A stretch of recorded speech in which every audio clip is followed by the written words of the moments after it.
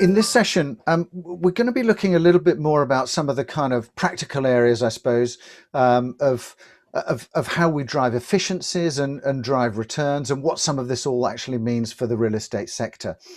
But let's just start with a quick introduction. Lukas, we already know you, so that's great. Thank you very much. Andy, let's just pick up with you. Just a brief introduction of who you are and Pi Labs for those who may not know. I'm Andy Saull. I'm the research associate at Pi Labs, and Pi Labs are a European Proptech venture capital firm. So we invest in startups, typically seed, Series A, so early stage startups throughout Europe, specifically targeting the real estate sector. Super, thanks very much. Stefan. Hi, my name is Stefan Plesser. I'm managing director of synavision. Synavision is a software platform that focuses mainly on quality management for buildings, all kinds of technologies. And that's our focus. We are at the market since about 3-4 years. And it's a great time that we're experiencing right now. Okay, good. Let's maybe start with you, Stefan. Just looking at some of these areas like creating efficiency, being able to help businesses drive returns. Obviously, we're going to head into a potentially an economic downturn, which may see more of a focus on efficiencies, particularly, and being able to increase returns. What's your sense of that, and how important do you think that will be, and the role of technology within that? What we feel from our clients is that it's actually driving our business. So it does not feel at all like a crisis right now. It's really driving cost sensitivity. It's driving the sensitivity for performance in buildings. And of course, with all those new technologies coming into buildings, all those potentials that we have there, we feel that it's actually really boosting our business and the demand for quality management in buildings. So it's really exciting. It's really exciting what's happening right now, looking from our perspective, certainly. Okay, good. And Andy, in terms of some of the things that we've already heard, and also particularly Lukas's presentation there, I suppose, how are you seeing this? And let's focus initially on the office side. Yeah, sure. I think first, from a macro point of view, we do a lot of research on how innovation happens, and we've done that previously. And Proptech seems very counter-cyclical to financial market decline. So there's never a better time to be investing from a startup point of view, to be creating your own companies. You will outperform the market. And from a top-down point of view, if you innovate now, you're much more likely to see greater returns coming out of this financial decline. With specific regards to the office, I mean, Anthony put it very well. There are now options which we never had before. So how are we going to bring people back to an office? Initially, within Pi Labs' portfolio, we're seeing a lot of the remote collaboration tools to enable working from home. So we're seeing a lot more adoption and interest in them, and we're seeing a lot more adoption and interest in the smart building tools. So those that enable a safe return to work, a safe return to retail. I think in the long run, the idea that we can measure the occupant satisfaction and productivity is going to be key. So any technology that's able to link the user of the space back and give that feedback back up to the people that manage and operate and own that space is going to be absolutely key to understand where people work best, where they're most satisfied, and thus where they're most likely to return. Anthony, again, he mentioned that the Leeson survey data, but that's excellent from an occupier point of view, but from a real estate point of view, it still doesn't tell you what these spaces look like. It tells you what's in them. But it doesn't say, how much should we be spending? What technology should we need? And that's very much a journey of discovery that the whole industry is about to go on. That's interesting. And one of the things that came up before, and you mentioned it obviously there, Lukas, is that sense of community, and also community being able to talk to that community, actually beginning to bring in some real value. I suppose, how have you seen that change over the period? Is there much more of a focus on that? So what we see, obviously, I think everyone these days is lacking this interaction, right? We see that, working fully remotely is something that we probably don't want to last forever. So with moving closer to, let's say, this hybrid way of working, where offices will present this hub where you will actually come to meet other people, having this conversations and being able to talk to other people. That's super important. And I think that's also what being reflected in my presentation, that when CBRE ask people why they want to come back to the office, it's actually the community. So offices will be super important place where the company's culture will thrive and will need to be really like built around the whole space. And then obviously it's linked with the whole trend of higher flexibility, so people will actually have much more to say when they will come to the office or when they will work remotely. So definitely this is something where technology can help to get people connected, or help, for example, with this rotating workforce where you can easily book hot desking, so you don't need to have dedicated desks, which is like making the whole operation of the space easier. Stefan, we mentioned earlier about digital twins and some of the efficiencies that can create. I know that you're doing that, particularly also looking at the sustainability side. Just tell us a little bit more about that, and also how that, on a practical level, the points at which I guess it's most effective to be able to use this technology. Referring to what Andy and Lukas already said, I feel in what they are saying that the expectations towards buildings are growing. There are more expectations regarding users, sustainability, economics, etc. And with all the new technologies at hand, this is all getting more complex. We will also have probably shorter lifetimes of the technology installed, etc., etc. So what we really like to use digital twins for is to define the technical requirements for those systems. So really specifying what are those systems actually supposed to do when they meet in a building. I mean, there's not just one system that is going into a building handling, I don't know, lighting or spaces, whatever. There are lots of systems. They probably will all bring in their artificial intelligence systems that are starting to manage the building. So it's going to be really important that this works and this all works together. And so what we like to do is we build digital twins that specify, they start with the requirements that users or builders define for their building. So we actually start very early in the process. What do we actually want to do with the building? What are the requirements for the building? And then we take care of them. So we take care of that the systems actually do work, that they don't interfere in an unexpected way, that everything works properly, etc. Because I mean, it's a huge wave of technology going into buildings right now. And the building industry, at least a couple of years ago, well, it didn't even know that this was coming. Andy, I saw your colleague on your website. He's saying, okay, it's about 2015, and when they started to think about, all the digitalization coming to buildings, it's only 5 years. So this is really exploding, and it's a huge industry. It's very fragmented, and it will be a tremendous learning challenge to get this done properly. Well, and part of it would be quality management, making sure that it actually works. How much of a saving can that make, Stefan? I mean, what's the potential for using that? I suppose because you mentioned there that this is a relatively new field. So what kind of savings can that make? Is that in hard costs or is that in time? Where are the efficiencies? One of my favorite slides is this climate path towards 2050. When we have to go down from where we are right now, 100% CO2 emissions to something like 10 to 15% probably. If we want to do that in terms of CO2 or cost, we have to take very, very serious measures of improvement. From what we know from our research is that if you do in the next 30 years, 2 or maybe even 3 major renovation steps for your building regarding envelopes, technical systems, HVAC, whatever, you will lose about 10 to 20% regarding OPEX in your building, simply because you miss good requirements, definitions, good quality management.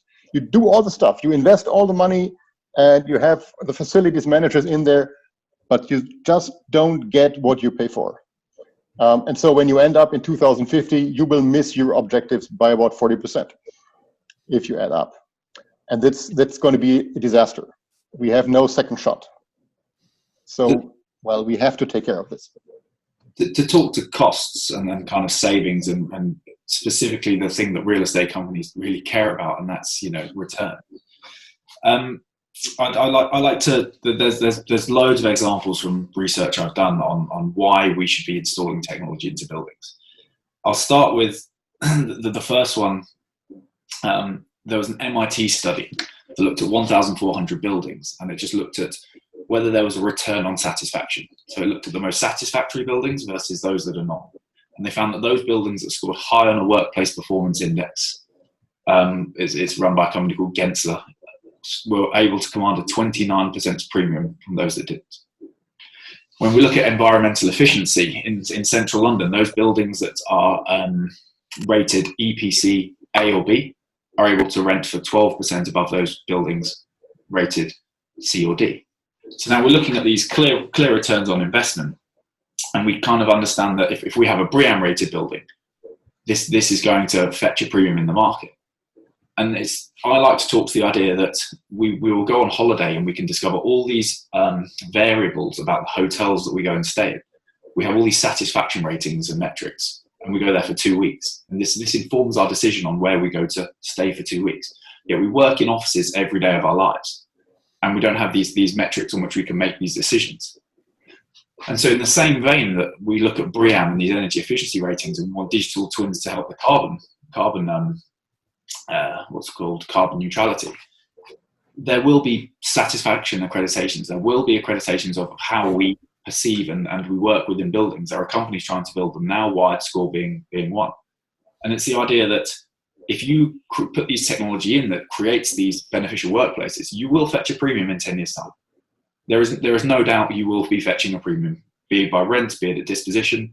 Well, we can't perhaps prove that there's an increase in rent yet. We're only just about seeing these green technologies fetch a premium. There will 100% be a premium for buildings that can prove that they're satisfactory and productive. So to talk directly to real estate companies, there is a return on investment. It may not be now, but it is in the future. Mm-hmm.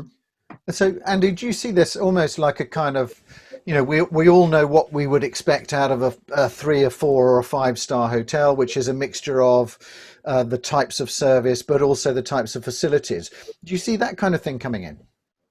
I think 100%. If you look at where the real estate market is currently, especially in offices, I should say, if you look at where we are currently, we have a huge spare capacity. Even before the COVID pandemic, 40-50% of office desks were underused. 15% of all US office space in 2019 went unleased. So there is this huge void. There's just like people aren't using particular areas of buildings. It makes economic sense to start subletting this space. Imagine a Airbnb for office space. And now you think I may be talking a bit more far-fetched, but WeWork have since scrapped their membership model, and you can now just book as you will a hotel room. You can go on your phone on WeWork. You don't need a membership. You don't have to pay any subscription fee. I just walk past it. I book. I want this table for an hour, and I can book it. They've done that across 16 cities in the US. So we're moving towards this world where there's booking platforms and there's lots of space that people don't know what to do with. And I foresee this world where we start subletting spare capacity through a booking platform, and this will generate this user feedback data. And we will end up with this: how was your visit to how was your host today? And we will get these satisfaction ratings. What did you like? What didn't you like? How was the food? How was the air conditioning? And before you know it, in 5 years, we'll be looking at a real estate comparison website with TripAdvisor style ratings. I fully believe there are enough technologies, there's enough rationale out there to do so.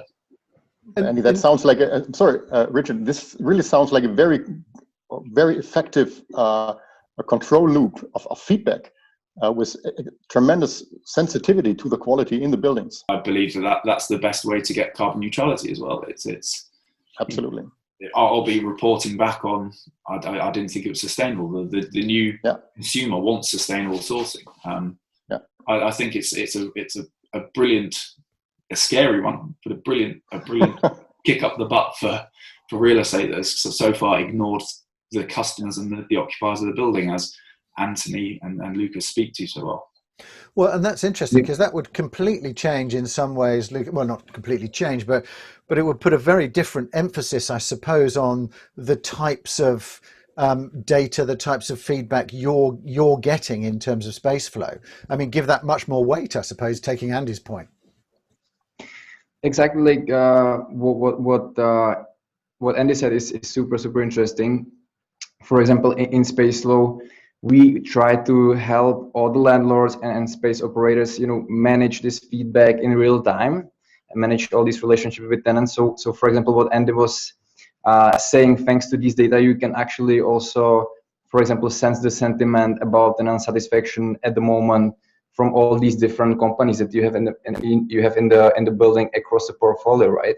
So you can tell, for example, people from this particular company are actually not really happy with the level of services that you are recently providing. So these insights, I think, can then be really valuable when you are negotiating the lease agreements and all the relationship around tenants in your building. Obviously, then is this other aspect what Andy was describing, all the other business models that you can leverage, such as enabling all these spaces to public and providing different hospitality services and so on. Stefan, I just wanted to come to you. How are you finding the industry in terms of being adopters for this sort of thing? I mean, are they seeing it as an investment where they'll get a return later, or are they seeing it as a cost, or almost like an insurance policy?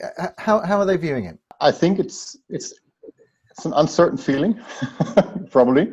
It's a huge challenge. Some are picking it up, and some of the companies that we see here, I think, consider this simply as a time of great opportunities, where you can actually really take action and improve things.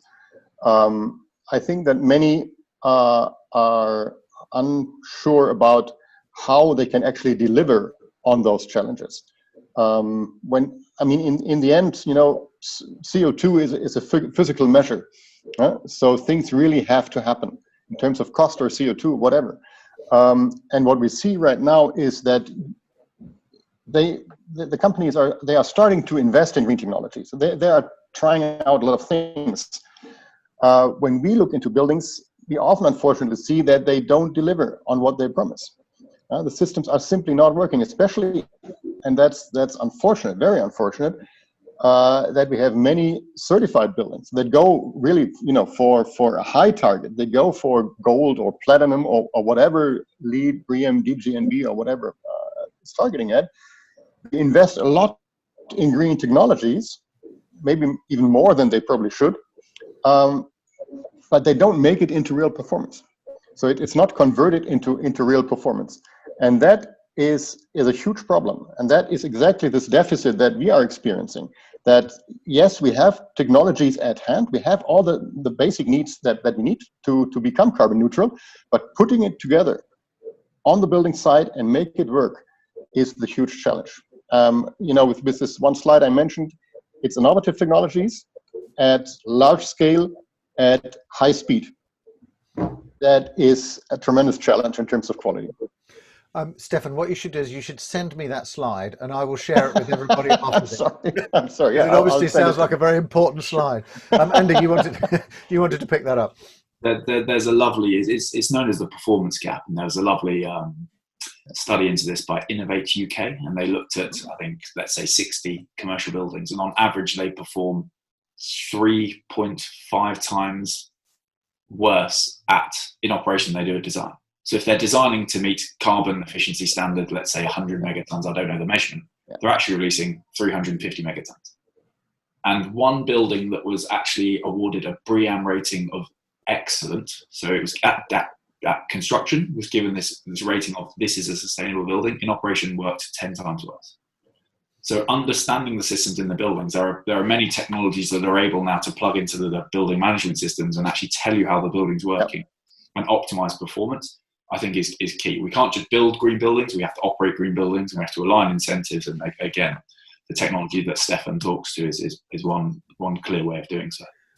And I mean, how does that work for retrofitting, I guess, because I can see that for new design, new buildings, but obviously the vast amount of investors' portfolios are standing assets. So are there opportunities for investors who may be watching now to be able to also use some of this technology? I think it's perfectly possible. And you can use certainly digital twins for retrofits as well as for new construction. What we are looking at is always the investment that you take. You want to do something about a building, so there's an investment. And for us, the important issue is that the digital twin is not something built later on to check how it is going, etc., and then try to fix what went wrong. We want to have the digital twin as a requirements document as part of the contract. So contractability of requirements, of quality requirements, is key. So that's what we do. We build a digital twin in the beginning of the project. It becomes part of the contract, including the testing procedures, etc. And that ensures that the building, gets close to 100%. Otherwise, you build something and then you need somebody else to fix it. And that's not going to work. So we really need to be in all the other industries that have gone through this over the years. They are ahead of this. They have done this before. You will never enter an airplane or a car, in an autonomous driving car, with bad quality management. You would not do it. We have to do it with buildings, unfortunately. I think this is where, again, Lukas' technology ties in really well, in that 70% of a building's energy consumption actually comes from either the heating, ventilation, and air conditioning, or the lighting systems. And if you use occupancy demand driven heating, ventilation, so if a room is empty, you turn it off. If there are people in the room, you turn it on. Something as simple as that can save so much energy. Yeah.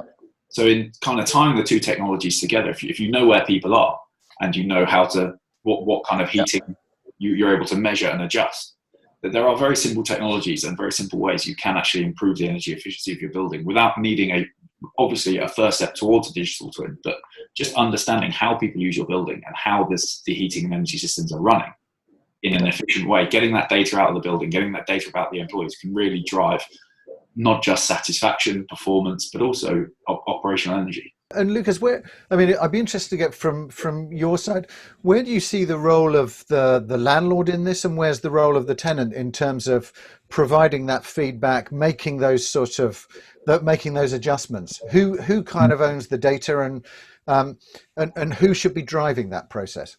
Mm-hmm. Well, I think it's actually the both ways. If you look at it now, like, the whole industry that used to be quite behind with the innovation is now under huge pressure from people, the occupants, that feel unsafe. And this is something, it really matters to both landlords and the companies itself.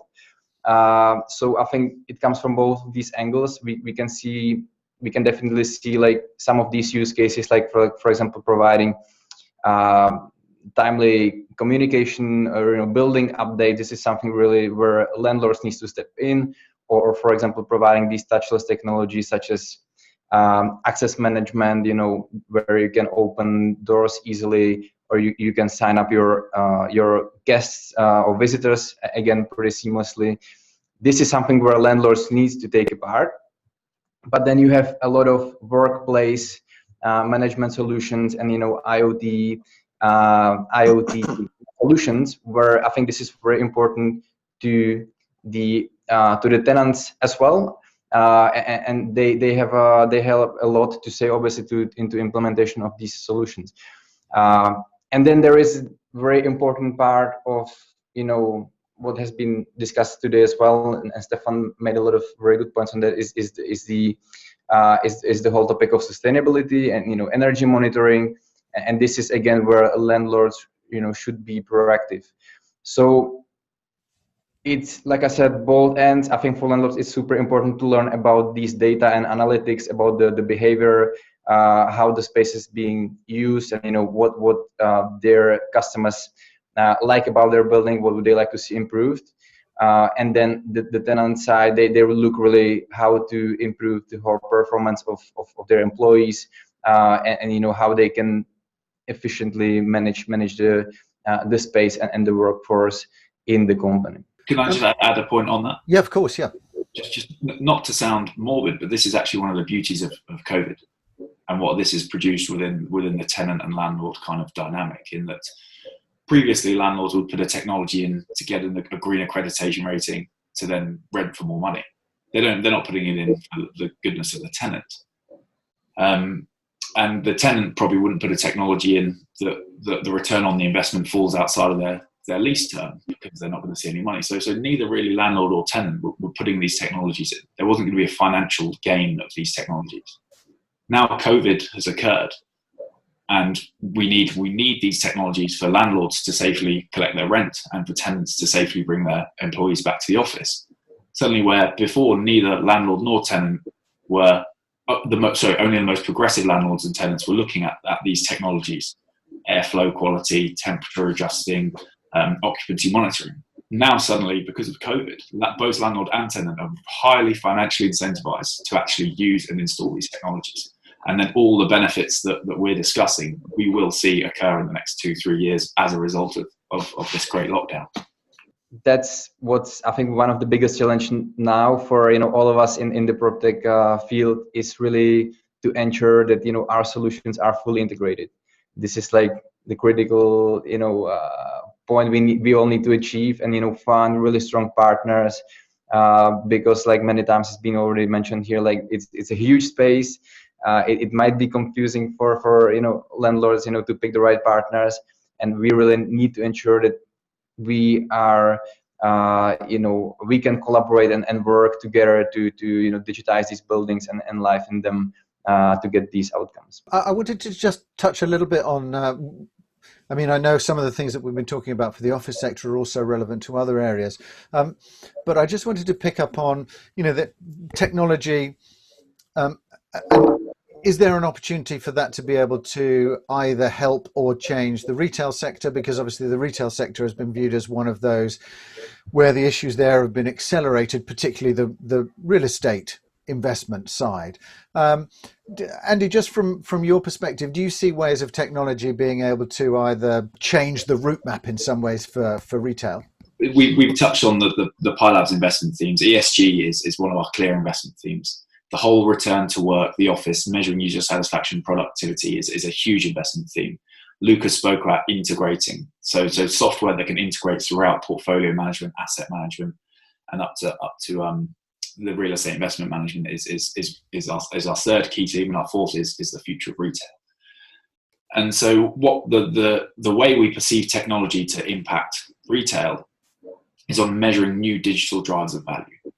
So if we think that for centuries a retail shop has shown its value by selling over-the-counter goods, what is the value of those goods? How many of those goods can you sell? And driving people to your store. Now the value of a physical retail store is actually driving people online. It's how can you stage your product? How can you showcase your brand in a way that people will go to your website and order your goods?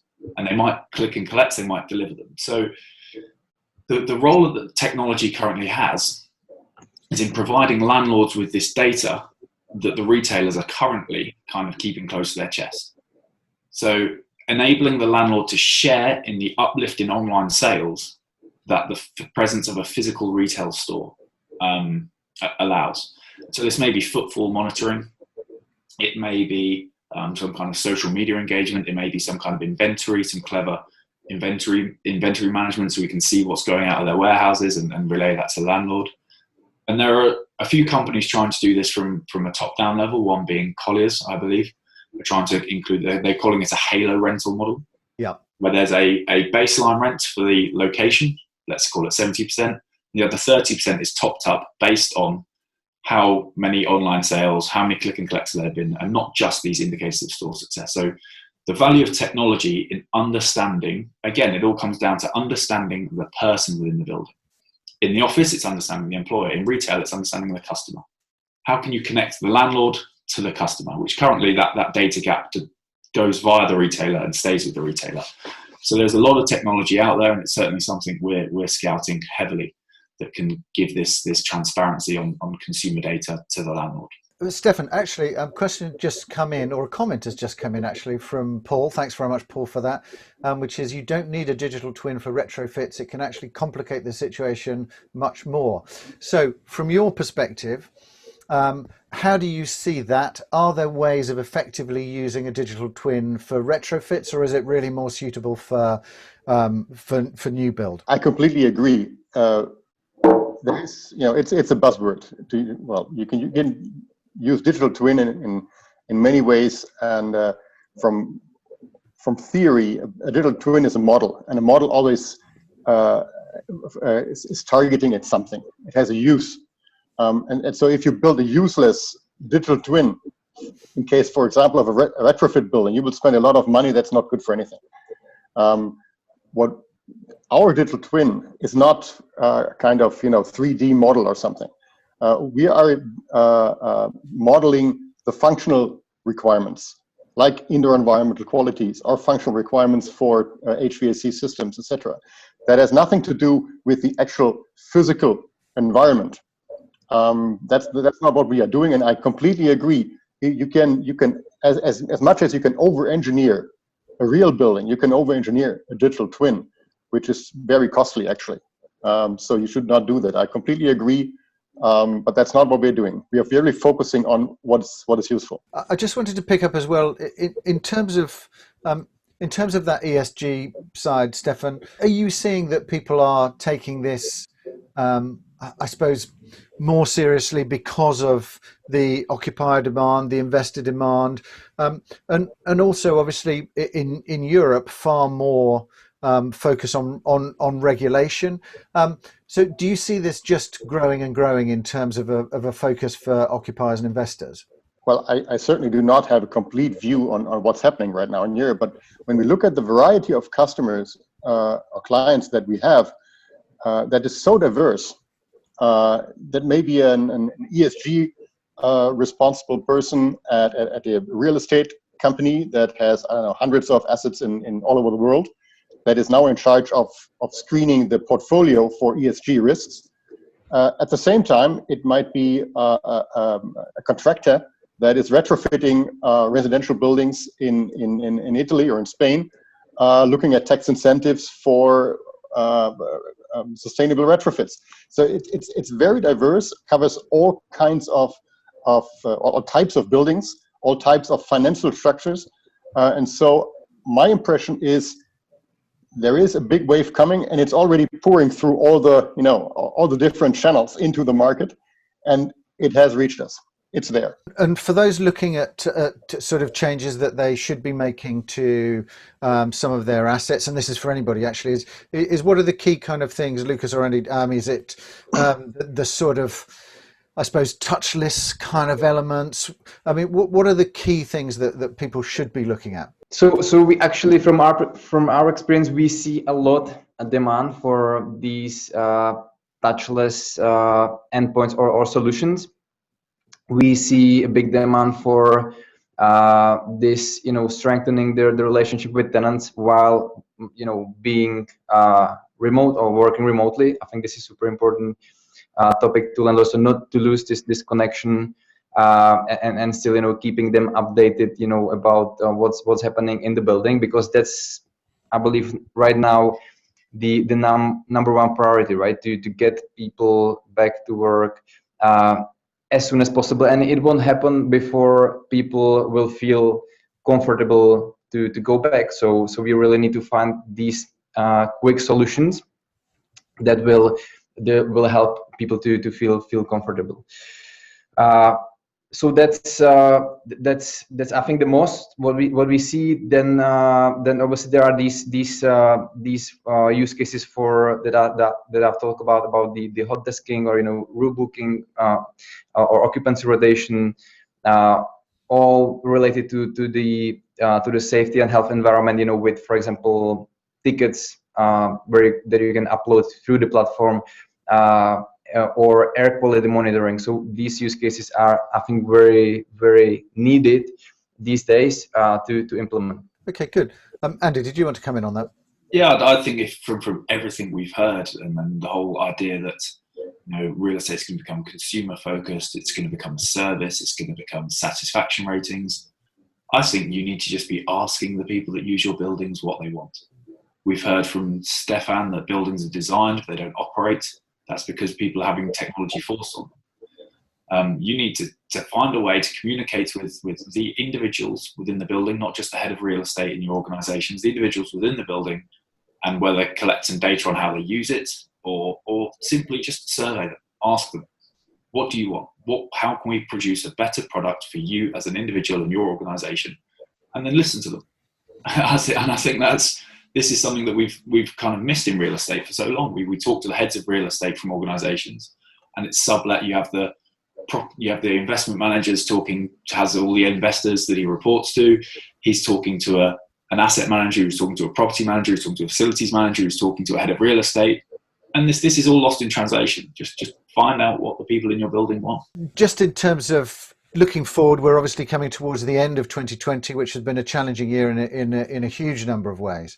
But looking forward to hopefully a better one in terms of the health crisis in 2021. But how do you see this for the Proptech sector? Is this a time for it to really kind of shine? Or will tenants and landlords face challenges investing? I suppose, how do you see the outlook for 2021? And you can take that as your business or indeed the overall kind of area. And let's start with you, Stefan. We are very optimistic. I think the COVID pandemic, the ESG objectives, I think all this is really driving our business, and we expect it to go on that way. I think it will be really important for customers not to get lost in all those offers. I mean, there are hundreds of startups out there suddenly that work on this. There are so many new technologies to understand, to discover, etc. We have to try on them, definitely. And I hope we can make as much use as possible of them. Okay. Lots of potential. Great, thank you. Lucas. I agree with Stefan. I'm super optimistic that thanks to technology and Proptech, we can really, solve many of these challenges we face today. So it's definitely an exciting time to be. We see that the whole innovation process is now being accelerated.